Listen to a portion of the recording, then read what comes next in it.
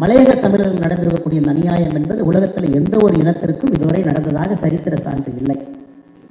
அந்த இரண்டு இனத்துக்குமே நடந்திருப்பது மிகப்பெரிய அநியாயம், துரோகம் என்கின்ற வார்த்தையை தான் இங்கே பயன்படுத்தும்.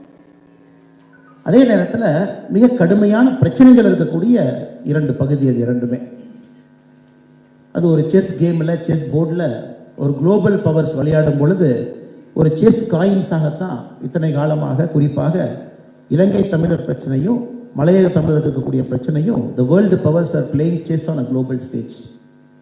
அது கிட்டத்தட்ட வேறு வேறு காலகட்டத்தில் இருந்தாலும் கூட இலங்கை சுதந்திரம் கிடைத்த பிறகு 1948 amended Citizenship Act was a clear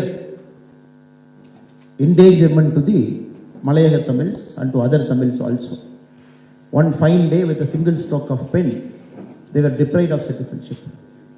Overnight, millions of people, they became homeless.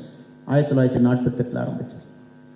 அதன் பிறகு சாஸ்திரி ஒப்பந்தத்தில் அதில் நிறைய மனிதர்கள் இன்னைக்கு தமிழகத்திற்கு வந்து கேரளாவில், கர்நாடகாவில், வேறு வேறு பகுதியில் குறிப்பாக மலையக தமிழர்கள் ரீசெட்டில்மெண்ட் ஆயிருக்கிறாங்க. அதன் பிறகு 1987 நடந்த ஒரு கலவரம், மிக துயரமான ஒரு கலவரம். நம்ம மேயர் அம்மா சொன்னாங்க, அவருடைய சகோதரர் கூட அந்த கலவரத்தில் இறந்திருக்கின்றோம் என்று. அதன் பிறகு உள்நாட்டு யுத்தத்தில் 2009 நடந்த மிக கொடூரமான அந்த படுகொலை, இதெல்லாம் சரித்திரம் எப்பொழுதுமே மன்னிக்காது. இதெல்லாம் நடந்து கொண்டிருந்த பொழுது ஒரு மனிதர், குஜராத்தில் முதலமைச்சராக இருந்த நரேந்திர மோடி அவர்கள் லூதியானால மே 10 2009, the Honorable Mr. Narendra Modi ji, May 10, 2009, when he was the Chief Minister of Gujarat, in a public function in Ludhiana, he said in Tamil, in Hindi, if I translate to Tamil, he said, என்னுடைய சகோதர சகோதரிகள் இலங்கையிலே படுகொலை செய்யப்படும் பொழுது இந்திய அரசு என்ன செய்து கொண்டிருக்கின்றீர்கள் என்று. When my brothers and sisters are getting killed in Sri Lanka, what is the Indian government doing sitting in Delhi? 2009, May 10th, he made this statement in Ludhiana in a public speech. So Prime Minister's heart beats for the Sri Lankan Tamils. He's always like that. That is why after 2014, we are seeing a very drastic difference, a drastic approach, a completely transformative approach with the way India is approaching Sri Lanka. Pre-2014 was different. Post-2014 is very different with the way India is approaching. So the attempt I'm trying to make in this stage is trying to present you a viewpoint from 2014 what is happening and where I foresee what might happen in the next 5 to 10 years in the short term, because nobody can predict a long term what is going to happen. என்னுடைய நோக்கம் இந்த மேடையின் மீது நின்று கொண்டு 2014 என்ன நடக்குது, what is the trajectory, the arc of progress, the closer relationship between India and Sri Lanka has achieved, especially in the northeast part and especially for the Malayaga Tamils part. இது ஒரு 2023 ஒரு சரித்திர வருடமும் கூட, பிகாஸ் மலையக தமிழர்களுக்கு 200வது ஆண்டு. 1823, from primarily about 7 districts of Tamil Nadu, Ramanathapuram, Sivaganga, Trichy, Perambalur, Pudukkottai, Madurai, ப்ரிடாமினண்ட்டாக 7 மாவட்டத்திலிருந்து 1920-23 காலகட்டத்தில் இங்கிருந்து அனைவருமே பிரிட்டிஷ் ஈஸ்ட் இந்தியா கம்பெனி, இலங்கை அப்போ இருந்த குயின் மொனார்கி, அவங்க இங்கிருந்து அழைச்சிட்டு போனாங்க. நான் மலையக தமிழில் 2 டைம் போயிருக்கிறேன். அவ் கான் டு நுரேலியா, அவ் கான் டு கேண்டி. 2 முறை போகும் பொழுது கூட அவர்களுடைய வாழ்வு பேசும்பொழுது ஐயா சொன்னாங்க, உண்மையாலுமே இன்னைக்கு ஸ்ரீலங்காவில் கஷ்டத்தில் ஒரு இனம் இருக்குது அப்படின்னா மலையக தமிழர்கள். Still they are fighting for increase in wages. அது ஒரு பெரிய பிரச்சனை போயிட்டு இருக்கு. இலங்கையில் இன்க்ரீஸ் இன் வேஜஸ் வேணும். There literacy is very bad when compared to other parts of Sri Lanka. அவர்களுடைய per capita income is one of the lowest in Sri Lanka. அவர்களுடைய குழந்தைகளுக்கு கிடைக்கக்கூடிய படிப்பு, கல்வி தகுதி, அதுவும் ஸ்ரீலங்காவில் ரொம்ப மோசமாக இருக்குது. 200 ஆண்டுகள் கழித்து அதை நம்ம பார்க்குறோம். அவர்கள் போகும் பொழுது they are the only community in the whole world who have displaced more than 3 times till now. உலக வரலாற்றில் எந்த ஒரு கம்யூனிட்டியுமே இதுவரை 3 முறைக்கு மேலே டிஸ்பிளேஸ் ஆனதாக சரித்திரம் கிடையாது. முதல் முறை 1820 காலகட்டத்தில் இந்தியாவிலிருந்து போகும் பொழுது ஃபர்ஸ்ட் டிஸ்பிளேஸ்மெண்ட். இந்தியாவிலிருந்து போய் அவங்க எல்லாமே கப்பல் மூலமாக இலங்கைக்கு போகும் பொழுது, குறிப்பாக நார்தர்ன் ப்ராவின்ஸில் அசம்பிளி பாயிண்ட், அங்கே ரேண்டமாக அங்கிருந்த பிரிட்டிஷ்காரங்க ஒரு கிராமத்துலேருந்து வர்றாங்க சிவகங்கைன்னா, அவங்க ரேண்டமாக கேண்டி போன்னு சொல்லுவாங்க. இன்னொரு கிராமத்தை நூரலியா போவாங்க, இன்னொரு கிராமத்தை இன்னொரு ஊருக்கு அனுப்புவாங்க. So that is the second displacement. They all went as family, went as villagers, went as a group of people in ship. ஆனால் அங்கே போனதுக்கப்புறம் British did not want them to stay together. பிரச்சனை பண்ணுவாங்க. Second displacement. அவர்கள் அனைவரும் தனித்தனியாக வேறு வேறு இடத்துக்கு அனுப்பப்பட்டு அவங்க மலையகத்தில் போய் செட்டில் ஆன பொழுது அதெல்லாம் காட்டுப்பகுதி, யானைகள், பெரிய பெரிய பைசன் அதெல்லாம் இருந்த இடம். அதையெல்லாம் அழித்து இன்னைக்கு இலங்கையில் டீ இருக்கு அப்படின்னா அதுக்கு முக்கிய காரணம் மலையக தமிழர்கள். அங்கேயே அவர்கள் கூலிகளாக ஆரம்பித்து தன்னுடைய வேலையை செய்து இலங்கையை கட்டமைத்து third displacement for them happened in the Sastri Pact 1948 citizenship amendment கொண்டு வந்து when they became stateless after a very long negotiation between India and Sri Lanka. India agreed to take about 4.5 lakh people after the Sastri Pact. Third time they got displaced, they all were taken back to India. Fourth displacement inside India, where they were shifted to Tamil Nadu, Kerala, Karnataka, Andhra. Especially they started working in different corporations. In Tamil Nadu they work in Tanti, especially in Gudalur and Ooty. If you go to Kerala they work in Wayanad. This is the fourth displacement. Recently the Tamil Nadu government decided to shut down Tanti, and they said we are closing down Tanti. They were on the verge of fifth displacement when the party that I belong, BJP, we all went there, did a huge protest, forced the Tamil Nadu government to restart Tanti, whereby we stopped the fifth displacement. நீங்க பாத்தீங்கன்னா 200 ஆண்டுகள் இருந்தாலும் கூட உலகத்தில் எங்கேயுமே ஒரு இனம் 4 முறை அவங்க டிஸ்பிளேஸ் ஆகி யாரும் பார்த்துருக்க மாட்டாங்க. அந்த அளவுக்கு மிக கொடூரமான ஒரு சரித்திர நிகழ்வு மலையக தமிழர்களுக்கு நடந்திருக்கு. அதை இங்கே பதிவு செய்ய விரும்புகிறேன். ஐயா வந்து பேசினாங்க, நிறையா ஐயா வந்து மலையக தமிழர்களாக போராட்டம் பண்ணவங்க ஐயா அங்கே இருக்கிறாங்க. அதே போல இலங்கை தமிழர்களை பொறுத்தவரை நம்முடைய உறவு என்பது மிக ஒரு ஆழமான, மிக ஒரு நெருக்கமான உறவு. Pattinappalai which is centuries old. பட்டினப்பாளையில் சொல்றாங்க, ஈழத்து உணவும் ஈழத்திலிருந்து வரக்கூடிய உணவு, அப்போ பூம்புகார் துறைமுகத்திற்கு காளகத்து கலகமும், அதாவது மலேசியாவிலிருந்து வரக்கூடிய பொருளும் பூம்புகார் நகரத்தில் அப்பவே வந்து நம்ம ட்ரேட் பண்ணிக்கிட்டு இருந்தோம் அப்படின்னு ஈழம் என்கின்ற வார்த்தையை குறிப்பிட்டு சொல்றாங்க. அதன் பிறகு 900 AD, later part of 900 AD, Rajendra Cholan, Rajaraja Cholan அவங்கெல்லாம் இலங்கைக்கு போறாங்க. we all know the recorded history. நம்முடைய உறவு என்பது ரொம்ப ஆழமான, மிக நெருக்கமான உறவு. குறிப்பாக மேலே ஐயா வந்து எனக்கு ஒரு சால்வை போட்டாங்க. ஐயாவுடைய பேர் கேத்தீஸ்வரம். some gentleman with the name கேத்தீஸ்வரம் came to the stage. அவருடைய பெயரில் இருக்கக்கூடிய திருக்கேத்தீஸ்வரம், சங்கின் திருவாசகத்தில் இருக்கக்கூடிய பாடல் பெற்ற ஸ்தலம் அது. பெரிய புராணத்திலே பாடப்பட்டிருக்கக்கூடிய திருக்கேத்தீஸ்வரம் அது பெரிய புராணத்திலே பாடல் பெற்றிருக்கக்கூடிய ஸ்தலம். அதை வந்து ஆறுமுக நாவனார் அவர்கள் அதை கண்டுபிடித்து திரும்ப அதை கொண்டு வர வேண்டும் என்று நினைத்து அவருடைய காலகட்டத்தில் செய்ய முடியாமல் போய் இன்னைக்கு நரேந்திர மோடி அவர்கள் திருக்கேத்தீஸ்வரத்திற்கு வந்து கும்பாபிஷேகம் பண்ணி Thiruketheeswaram is open to public again. நம்முடைய உறவு என்பது ரொம்ப நீண்ட நெடிய ஒரு உறவு. Very deep historical bond. But ஏற்கனவே சொன்னது போல pre-2014 நம்முடைய நாடு இலங்கையை பார்த்த விதம் வேறு. நரேந்திர மோடி அவர்கள் தான் முதலாக he started using the word India and Sri Lanka are civilisational twins என்று சொன்னார். அதாவது கலாச்சார இரட்டையர்கள். இந்தியாவும் இலங்கையும் they are civilizational twins. அதாவது ஒரே தாயினுடைய வயிற்றிலிருந்து பிறந்த 2 குழந்தைகள் என்று முதலாக சொன்னது பாரத பிரதமர் நரேந்திர மோடி. இந்த வார்த்தையை நீங்க கூர்ந்து பார்த்தீங்கன்னாவே தெரியும். there is no big brother attitude here. India is a very powerful country now. 2014 when Narendra Modi ji took over as India's prime minister, India was 11th largest economy in the world. Today we are 5th largest economy. In another 3 years we are on the verge of overtaking Germany. We will overtake Japan. By 2027, 2028, India is going to be the 3rd largest economy in the world. In a matter of 3 years, it is going to happen. But Narendra Modi அவர்களை பொறுத்தவரை இந்த big brother attitude என்கின்ற வார்த்தை எங்கேயுமே அவர் பயன்படுத்தல. He calls 2 people born from the same mother என்று சொல்லுகின்றார்கள். அதான் civilisational twins, கலாச்சார இரட்டையர்கள். அது pre-2014 that was not India's outlook. Specially 2009 இலங்கையில் என்ன நடந்துச்சு, குறிப்பாக நார்த் ஈஸ்டில் என்ன நடந்துச்சு அப்படிங்கிறத தமிழகத்தில் இருக்கக்கூடிய நம்முடைய தமிழ் சொந்தங்களை இந்திய அரசை மன்னிக்க மாட்டாங்க. I'll put it on record here. நானே கூட இந்திய அரசை மன்னிக்க மாட்டேன். 2009 the way India behaved, நம்முடைய நாடு பிஹேவ் பண்ண விதம், it could have easily intervened, it could have easily stopped the war, it could have easily prevented it. அவ்வளவு விஷயங்கள் இருந்து கூட இந்திய அரசு எடுத்த நடவடிக்கை என்பது 2009 நிச்சயமாக இந்தியா தன்னுடைய கடமையை செய்யலை. அதைத்தான் பாரத பிரதமர் அவர்கள் லூதியானால மே 10ஆம் தேதி 2009 அவர் இந்திய அரசை பார்த்து கேட்டார், என்னுடைய சகோதர சகோதரிகள் இங்கே இறந்து கொண்டிருக்கும் பொழுது நீங்கள் டெல்லியில் உட்கார்ந்து என்ன பார்த்துட்டு இருக்கீங்க? ஸோ 2014 அப்புறம் the scale, the progress, the speed, everything is different. இன்னைக்கு தேதியில் we can very proudly say as a country India has contributed more than 52,000 houses. மலையக தமிழாக இருக்கலாம், அப் கண்ட்ரி தமிழ், அல்லது நார்த் ஈஸ்ட் பார்ட்டாக இருக்கலாம்.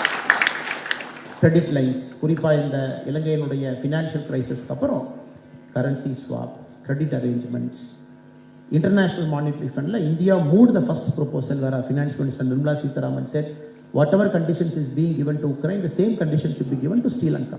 On the level of voice out பண்ணி almost soft loans இருக்கலாம், எல்லாமே சேர்ந்து almost $4 billion India has contributed, stabilized the economy, sent more than 45,000 metric ton of fuel there, vegetables, COVID vaccines. பிரச்சனையில் இருக்கும்போது India stood with Sri Lanka. Not because of big brother attitude. What China did was big brother attitude. They wanted Hambantota port, they wanted Colombo port, they wanted part of northeast, they wanted island, they wanted Nedundivu. அது big brother attitude. But இந்தியாவை பொறுத்தவரை மிக பெருமையாக, எனக்கு நிறைய பேருக்கு வந்து ஸ்ரீலங்கா போகிறதுக்கான வாய்ப்பு இல்லை என்று நான் அறிந்தேன். எத்தனை பேர் லாஸ்ட் 1 year போய் பார்த்தீங்க, லாஸ்ட் 5 years ஜஃப்னா போனீங்க, I really don't know. But இன்னைக்கு நீங்கள் பார்த்தீங்கன்னா India's approach is as a trying to solve a sister who is born to the same mother. That is the approach of India now. Again நம்ம ஜஃப்னாக்கு போனோம் அப்படின்னா, இப்போ கடைசியாக அந்த வீடியோவில் கூட நம்ம பார்த்தோம், ஜஃப்னாவில் யாழ் மையம், யாழ் கலாச்சார மையம் கிட்டத்தட்ட 120 கோடி ரூபாய் இந்திய பணத்தில். அது அவர் prime minister was very particular to preserve the identity, to preserve the unique identity of Yazhpanam. ஏன்னா யாழ்ப்பாணத்தினுடைய நகரத்திற்கு வயசு, it is as old as time. அந்த மாதிரி ஒரு நகரம் அது. இன்னுமே அவங்க போய் பார்க்கும்பொழுது காலத்தால் அழிக்க முடியாத ஒரு நகரம் என்பது யாழ்ப்பாணம். ரொம்ப பிரசித்தி பெற்ற ஒரு நகரம். அந்த நகரத்தினுடைய ஐடென்டிட்டி எந்த காலத்திலையும் அழியக்கூடாது என்பதற்காகத்தான் அந்த யாழ் கல்ச்சரல் சென்டர் கட்டணும் அப்படிங்கிறதுக்காக 120 crore. For a matter of fact we don't have a similar cultural centre inside Tamil Nadu. தமிழகத்திற்குள்ளே இதை போன்ற ஒரு கல்ச்சரல் சென்டர் இல்லை. But prime minister has decided, Narendra Modiji யாழ்ப்பாணத்தில் கட்டி அதை அன்பளிப்பாக கொடுக்கணும். Some of us had the privilege of being there in Yalpanam at the day it got inaugurated by Mr. Ranil Wickremesinghe. அவங்க inaugurate பண்ணும்பொழுது நாங்கள் சில பேர் அங்கே இருந்தோம். We were there to witness the great center that is being built in Yalpanam. அதை தாண்டி நீங்கள் நிறைய பேர் சொன்னீங்க, பலாலி விமான நிலையம் என்பது PMS வெரி கிளியர். இலங்கைக்கும் முதல்ல தமிழ்நாட்டுக்கும் the people to people contact establish ஆக வேண்டும். There is no people to people contact. நாங்களே போனால் we have to take a flight to Colombo, again you go down. அது பலாலி விமான நிலையத்திற்காக இந்தியா சாஃப்ட் லோன் கொடுத்து, கிராண்ட் கொடுத்து, விமான நிலையம் கட்டப்பட்டு, விமானம் இயக்கப்பட்டு, கொரோனா டைமில் மறுபடியும் விமான சேவை ரத்து செய்யப்பட்டு, கொரோனா முடிந்து மறுபடியும் அந்த விமான சேவை ஆரம்பித்து அந்த முதல் பிளேனில் எகெயின் நாங்கள்லாம் போனோம். இங்கிருந்து we all went to Palali airport by the Air India plane. நீங்கள் பார்த்து as we speak now, இன்னைக்கு நாம் பேசும்பொழுது any point of time the port service will start between Karaikal and Kankesanthurai. அதற்கான வேலை நடந்துகிட்டு இருக்கு. Now Sri Lanka is pushing a port service between மன்னார்லேருந்து தமிழ்நாட்டுக்கு they want to push a boat service now. அந்த வேலைகள் போயிட்டு இருக்கு. A railway line purely with Indian grant is established between Colombo and Jaffna. அதற்கான ரயில்வே லைன் இன்னைக்கு நம்ம பார்த்துருக்கோம். அது ஒரு பக்கம் போயிட்டு இருக்கு. இந்தியாவுடைய சாஃப்ட் லோனில் ஏகப்பட்ட வேலைகள் இன்னைக்கு இலங்கைக்குள்ளே நடந்துகிட்டு இருக்கு. இன்னைக்கு நாம் ராமநாதபுரம் கோயிலுக்கு நம்ம போகிறோம் அப்படின்னா, சிவபெருமானுக்கு காலங்காலமாக அபிஷேகத்திற்கு வந்த பாலை இலங்கையிலிருந்து அங்கேயே வந்துச்சு. இலங்கை நெடுந்தீவிலிருந்து, குறிப்பாக நெடுந்தீவில் அங்கே வசிக்கக்கூடிய மாடு, அந்த மாடு நெடுந்தீவில் அந்த புல்லை சாப்பிட்டு அதில் வர்ற பால் தான் ராமநாத சுவாமிக்கு, சிவபெருமானுக்கு அந்த பாலை கொண்டு வந்து அபிஷேகமே பண்ணும். எப்போ அந்த புயலுக்கு பிறகு அந்த போட் சர்வீஸ் ரத்தாகி அந்த ரயில்வே லைன் வாஷ் அவுட் ஆச்சோ அன்னைக்கு தான் தொடர்பு வந்து போச்சு. So PM is very clear that the link between people to people contact, மக்களுக்கான உறவு என்பது திரும்ப ஆரம்பிக்கப்பட வேண்டும் என்பதில் இந்திய பிரதமர் அவர்கள் மிக தெளிவாக இருக்கிறார். அதனால தான் நீங்கள் பார்த்தீங்கன்னா போர்ட் சர்வீஸ், நம்முடைய விமான சேவையாக இருக்கலாம், ஸ்ரீலங்காக்குள்ளே இருக்கக்கூடிய பிரச்சனைகளை கையாண்ட விதமாக இருக்கலாம், the way India dealt with Sri Lanka as a brother to help Sri Lanka to come out of this crisis. இந்த பிரச்சனை இதெல்லாம் ஒரு பக்கம். அதை நம்ம காட்சியை நம்ம பார்த்தோம். வி சா த வவுனியா, டிகோயா, குறிப்பாக அப்கண்ட்ரி தமிழ்ஸில் பிரதமர். அண்ட் மோர் இம்பார்ட்டன்ட்லி பிரதமர் எவ்வளோ சீரியஸாக இருக்கார் அப்படிங்கிறதுக்கு இன்னொரு உதாரணம் பார்த்தீங்கன்னா, after 1947 no Indian prime minister has visited Jaffna, the center of political activity. இவ்வளவு பிரச்சனைகளுக்கான சென்டர் இருக்கிறது Jaffna. No Indian prime minister visited. It is only Mr. Narendra Modi who visited Jaffna for the first time as an Indian prime minister. Heart centre.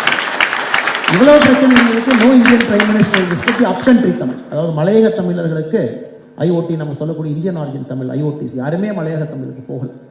Again PM Narendra Modi is the first prime minister to visit Malayaga Tamils. He conducted a public meeting. அந்த நூறாலியால் ஒரு public meeting நடத்தினார். More than 60,000 people came for the public meeting. Very close connection is being there between Malayaga Tamils India, Sri Lankan Tamils India, எல்லா இடத்துலையும் இருக்கு. The reason I'm laying this out because என்னுடைய வேலை இங்க பார்த்தீங்கன்னா I'm not just another Tamil politician.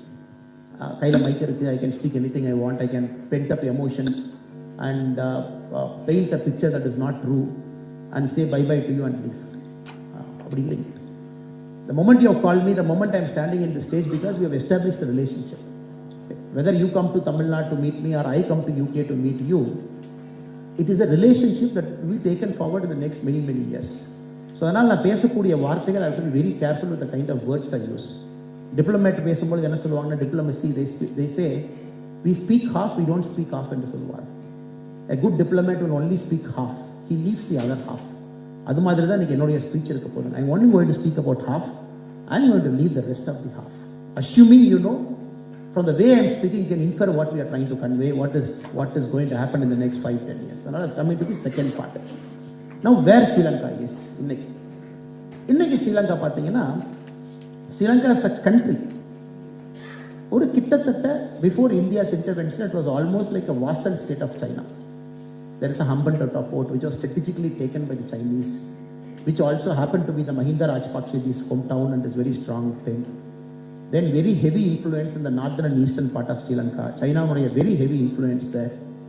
The eastern part of Sri Lanka is assuming very dangerous proposition because of the ISI's interference there, because of the Muslim, Tamil, Christian, Sinhalese, all kinds of fight happening there. The remaining part of Sri Lanka, middle and the central and the southern part of Sri Lanka kulla thirumba nama ponom appadina, because of the very peculiar nature of Sri Lanka's constitution. Sri Lanka, we all know, as a country 225 MP இன்னைக்கு இருக்காங்க. அதுல 196 MPs are elected, 29 MPs are selected from the national list. Meaning, because of the way Sri Lankan's parliament is designed, you cannot defeat anybody in Sri Lanka. You defeat Mahinda Rajapaksa in the elections. That's an assumption I'm telling you. He comes inside via the national list. Because 196 மட்டும்தான் நீங்க பேலட்ல select பண்றீங்க. The remaining 29 you select from the national list, where each party is given MPs based on the vote share they get across Sri Lanka. So 29 gets added. That is why you see big politicians get defeated, including Mr. Ranil Wickremesinghe in the last election. They come inside via the national list. You have to understand this. Sri Lanka பொறுத்த வரைக்கும் the big players will never leave Sri Lankan political scene. They are always part of Sri Lankan political scene.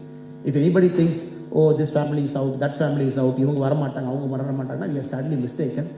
No political player in Sri Lanka is out because of the way the constitution is designed. 196 straight away election, 29 people getting selected from the national list. அப்படி இருக்கும் பொழுது countries like India cannot have favorites in Sri Lanka. We have to work with every single political party, talk to them, try and arrive a solution. A country like India cannot afford to take extreme positions. அது உங்களுக்கும் தெரியும். When you look at India's watch, India's rise, India's growth, India as a country cannot take extreme positions of point of no return. India have to negotiate, talk to people. அதிகாரப்பூர்வமான official status is very simple, which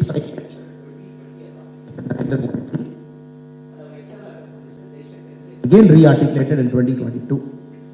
நம்ம நாடு, இந்திய நாடு clearly believes it has to be a full, complete and thorough implementation of Article 13 as per the original letter and spirit of what happened in 1987 in the pact that was agreed. Madam பேசும்போது சொன்னாங்க 30 ஆண்டுகள் ஆயிடுச்சு, 30 ஆண்டுகளுக்கு பிறகும் கூட இன்னும் எதையும் சரியாக நடக்கலன்னு சொன்னாங்க. Agree with madam also. 1987 போடப்பட்ட ஒப்பந்தத்தினுடைய ஆர்டிகல் 13 முழு சாரம்சம் என்பது 3 பவரை குறிப்பிடுறாங்க. It has to be a police power, it has to be a land power, it has to be a revenue power. இந்த 3ம் முழுமையாக அந்த பிராந்திய அரசாங்கத்திற்கு கொடுக்கப்பட வேண்டும், provincial government கொடுக்கப்பட வேண்டும் என்பது இந்தியா அபிஷியலாக இலங்கை அரசுக்கு வலியுறுத்துகிறது. அது செய்ய வேண்டும் என்று வற்புறுத்துகிறது. சரி, இலங்கையில் 13th amendment சைன் பண்ண போகிறாங்க அப்படி நியூஸ் வந்த உடனே நீங்கள் பார்த்தீங்க, இலங்கை 6 மாதத்திற்கு முன்பு இலங்கை பாராளுமன்றத்துக்கு வெளியே புத்த பிட்சுகள், the Sinhalese monks, they burned the Sri Lankan constitution. நீங்கள் பார்த்தீங்க. You all have witnessed the burning of Sri Lankan constitution, the issue that is happening. Then Ranil Wickremesinghe ji giving a speech in the parliament. அதற்கு பிறகு யாழ்ப்பாண centre open பண்ணாங்க, கருப்பு கொடி அவர் காட்டப்பட்டது, people got arrested, the military were deployed. அந்த மாதிரி பல விஷயங்கள் நீங்கள் லாஸ்ட் ஒரு 6-7 months if you are careful watcher of Sri Lankan politics இதெல்லாம் நீங்கள் பார்க்குறீங்க. இந்தியாவை பொறுத்தவரை நிச்சயமாக கண்டிப்பாக 100% article 13 implementation and letter and ஸ்பிரிட்டுக்கு இந்திய அரசு முழுமையாக இலங்கை அரசோடு நின்று இதை பேசி இதை செய்ய வைக்கிறது. அதே நேரத்தில் என்னை நீங்கள் கேட்டீங்க அப்படின்னா anything that is done in haste it will be a problem for everybody. இன்னைக்கும் நீங்கள் இலங்கையினுடைய ஜிடிபி பார்த்தீங்க அப்படின்னா for 4 years it decelerated. 2019 it decelerated by 4%, 2020 decelerated by 3%, 2021 only it grew up by 4.5%. The economy is so fragile inside Sri Lanka, so fragile because Sri Lanka doesn't have any manufacturing capacity of its own. It is not a Singapore, it is not a Malaysia, it is not an Indonesia, it is not some other country, not a Bangladesh, not a Myanmar. ஸ்ரீலங்காவுக்கு உள்ள இருக்கக்கூடிய உற்பத்தி செய்யக்கூடிய capacity என்பது மிக மிக குறைவாக இருக்கு. 84% of Sri Lanka's goods is only a value addition. வெளிநாட்டிலிருந்து வந்து வேல்யூ ஆடாகி வெளியே போகும். ஒரு பனியன் வருதுன்னா கூட பனியன் வரும், பட்டன் ஒரு பக்கம் வரும், நூல் வச்சு தைச்சு வெளியே போயிடும். Even mineral waters in many parts of Sri Lanka are imported from outside. அது உள்ளிருந்து வருது. உங்களுக்கு தெரியும் தெரியாத ஒன்றும் இல்லை.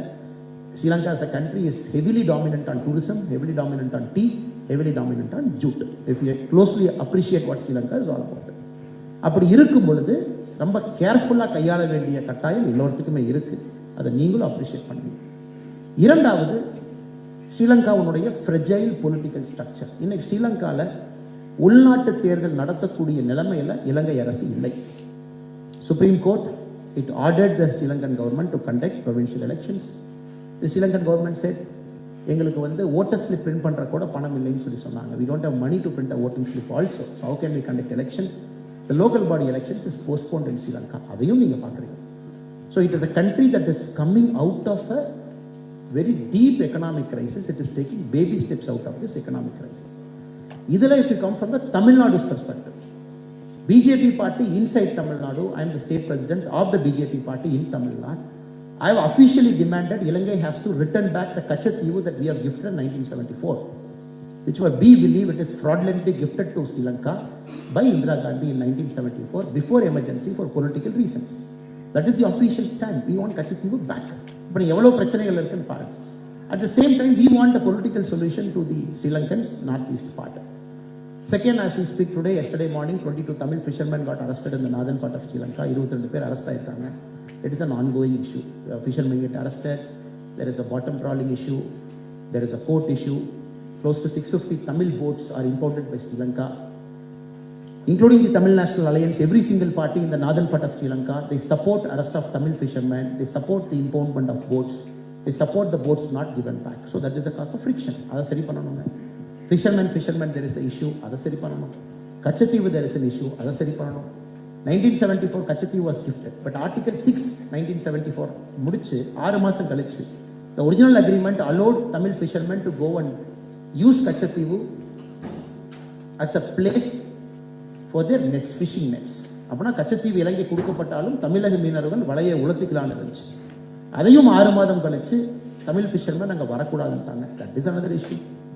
கச்சத்தீவுக்கு அப்புறம் முதல்ல நெடுந்தீவு வரைக்கும் போனாங்க, அது ஒரு இஷ்யூ. கச்சத்தீவில் இருக்கக்கூடிய அந்த சர்ச் ஃபெஸ்டிவல் விசா கிடைக்கல, அது ஒரு issue. So you have to appreciate Tamil Nadu politics also. You have to appreciate தமிழ்நாட்டிலிருந்து அரசியல் நீங்கள் பார்த்தீங்க அப்படின்னா we also have our set of politics. Katchatheevu திரும்ப வரணும். That is a firm stand of us.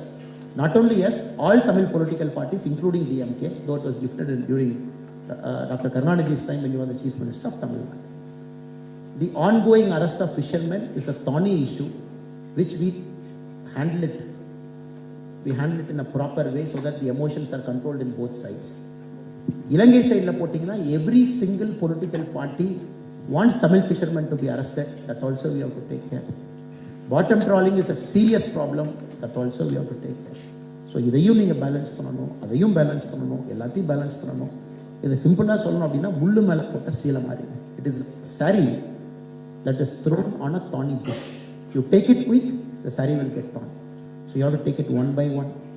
Establish people to people contact. Give them a semblance of political normalcy, semblance of economic normalcy. Keep accelerating, keep talking, keep pushing, it will come. But Tamil Nadu political party பொறுத்த வரைக்கும் they take extreme stand. Extreme stands are like it's a two country solution, it is this, it is that. it has to happen tomorrow, it has to happen day after tomorrow.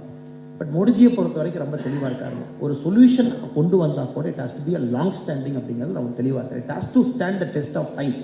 Again Sri Lanka should not go through some other crisis of its own.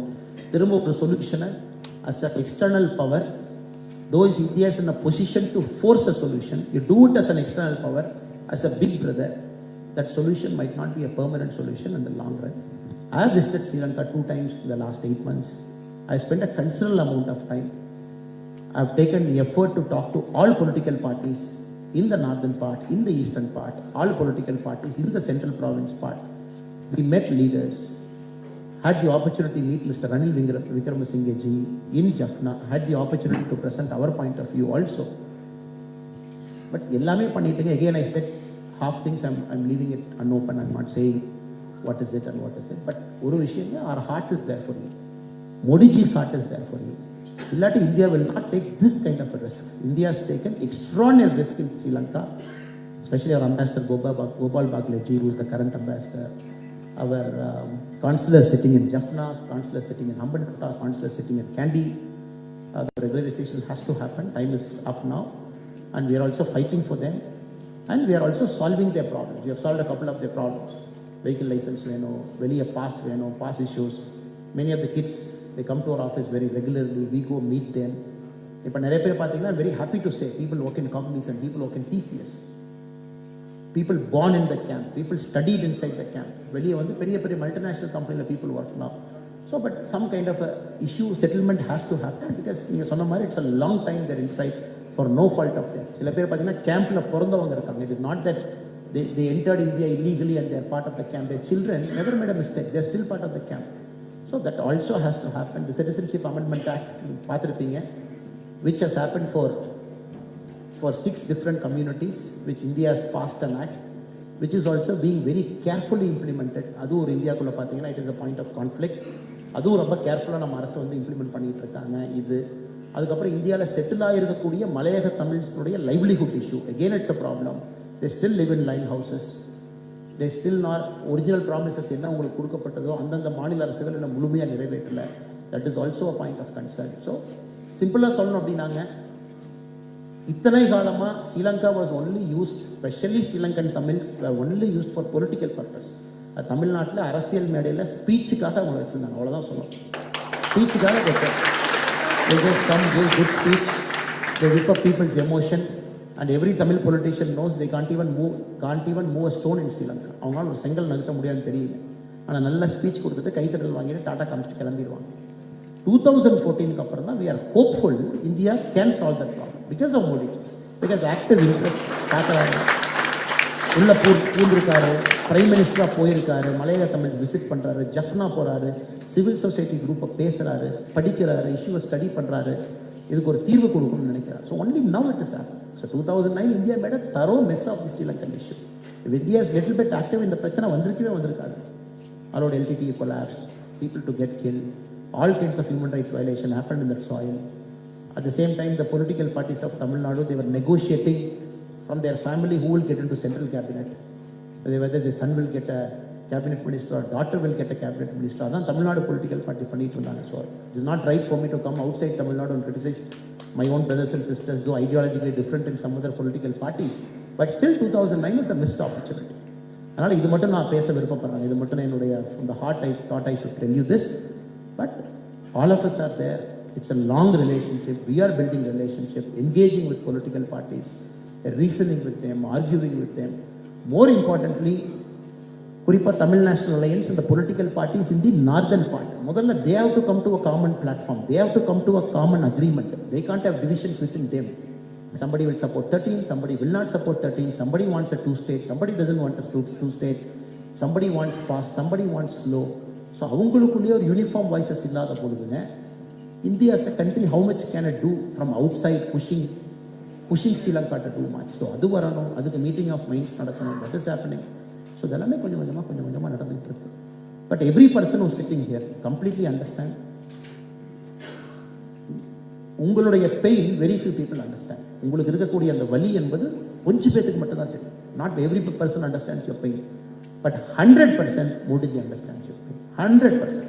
அதில் வந்து எல்லளவு கூட கடுகளவு கூட there is no gap difference. Modi ji truly understands your pain. He understands exactly what it is the life of a Sri Lankan Tamil. He understands exactly what is the life of a Malayalam Tamil. Modi ji முழுமையாக உணர்ந்திருக்காரு. So support the Indian government, support Modi ji, be with him. He is there to do it. He will get it done. It's a matter of time. It has to go through a process. Let us trust him and let us sail with him. And he knows exactly how to do it. ஏன்னா pressure ரொம்ப two மச்சாக போட்டிங்கன்னா pressure குக்கர்னுடைய மூடி கலந்து வந்துடக்கூடாது. ஏன்னா pressure cooker also can withstand only that much pressure. That is why we have the pressure outlet at the top. So Sri Lanka's question is like that. So let us all work together. Have this conversation going. We will keep it going. We will keep meeting. When you come to Tamil Nadu, we will make it a point to meet. I will 100% take all your representation to the people who matter. I will take it to Jaishankar ji, I will take it to the Honorable Prime Minister. Whatever representation you have given, I will take it to them. I will get it translated in English also. I will give it to them. And the assurance கொடுக்குறாங்க. Jaishankar ji understands Sri Lanka like back of his hand. The External Affairs Minister of India, Dr. Jaishankar ji understands Sri Lanka like the back of his hand. He understands Tamil issue like the back of his hand. அவர் தெரியாத எதுவுமே இல்லை. He completely knows what is the issue. And Ranil Wickremesinghe ji is also expected to pay a state visit to India soon. Anytime he should be visiting India as an official visit also. Something is expected to happen also. கொஞ்சம் wait பண்ணுவாங்க. So we are with you. Only request all of you to be with Modi. சரிங்களா? இந்த வாய்ப்புக்கு ரொம்ப நன்றி. ஒரு அருமையான நண்பர்களும் உங்களுடைய இன்னொருத்தருந்து வந்திருக்கீங்க. நிச்சயமாக அதை நடக்கும் என்ற நம்பிக்கையோடு வந்திருக்கிற அனைவருக்கும் நன்றியை தெரிவித்துக் கொள்கின்றேன்.